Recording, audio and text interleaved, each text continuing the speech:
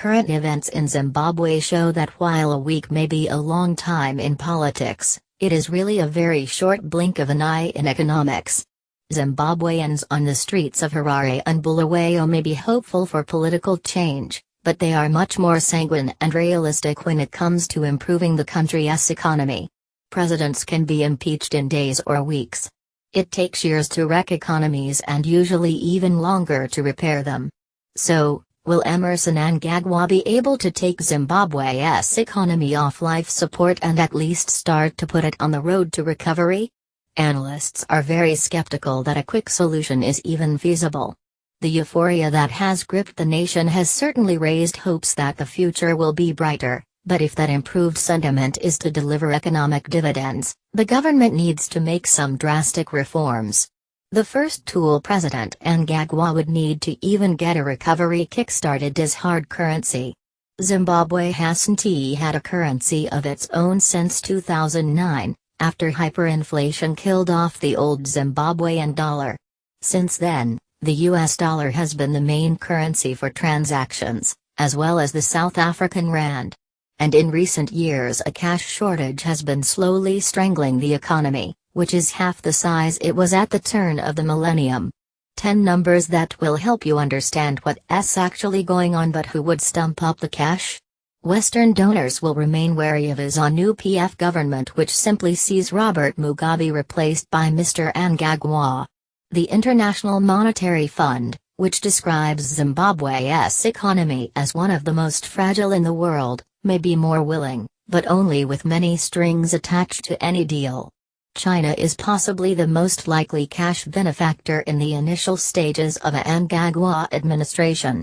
In some circles, Mr. Mnangagwa is seen as Zimbabwe's Deng Xiaoping, the Chinese leader who instigated a degree of market liberalization. Assuming the cash is forthcoming, what then? Mr. Mnangagwa would have to dump economic policies that are unpalatable to foreign investors. In 2009, Mr. Mugabe signed the Indigenization and Economic Empowerment Act into law, which aimed to place 51% of companies into the hands of black Zimbabweans. Even some Chinese companies have been forced to close their operations in Zimbabwe in recent years, because the IA made it unprofitable to do business in the country. Once considered the breadbasket of Africa, Zimbabwe saw its agricultural production start to plunge at the turn of the century after the government-sanctioned program of farm seizures. Some sources claim that Mr. Mnangagwa is keen to revitalize Zimbabwe's commercial farms, and may seek the help of white farmers to do it. Corruption has been a major restraint on economic growth in Zimbabwe for years. Much of the farmland that was seized from white farmers ended up in the hands of army generals and the political elite, who knew next to nothing about agriculture. The farms simply fell into disarray. Likewise, businesses that ended up with people with more political connections than entrepreneurial flair more often than not went to the wall. Not that corruption is confined to Zimbabwe in the African context, but it is one of those places that it seems to trickle down from the top. Just ask any South African who has driven their car across the border and been stopped at a police roadblock. But Mr. Mnangagwa has not escaped the corruption criticism. It is alleged that he was at the top of corruption tree when the army effectively took over the range diamond fields in the east of the country in 2008. At the time, he was the defense minister. That whole affair raised the eyebrows even of Mr. Mugabe, who said last year that he felt at least $13 billion of revenue had gone missing from the diamond bonanza. For nearly 20 years, Zimbabwe has been in default on $9 billion worth of international debt.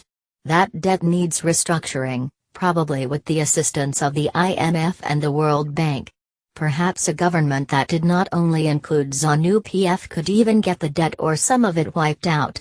Mr. Mnangagwa is thought to be open to a new deal with the IMF, but getting new financing and renegotiating old deals would probably be easier for a unity government which included opposition politicians, especially former Finance Minister Tendai Biti. Formal jobs in Zimbabwe are rare. Unemployment runs at more than 90%. creating the conditions for investment and seeing that money flows in should have a dramatic short-term effect on unemployment. Other conditions already exist. The country has an abundance of natural resources in both agriculture and mining, and a potential labor force that's one of the most skilled in Africa. All it needs is the political will and the right economic conditions for Zimbabwe's unemployment statistics to become rather less stratospheric. Meanwhile, 3 million Zimbabweans are estimated to live outside the country, having fled the dire economic conditions that emerged over the past 2 decades.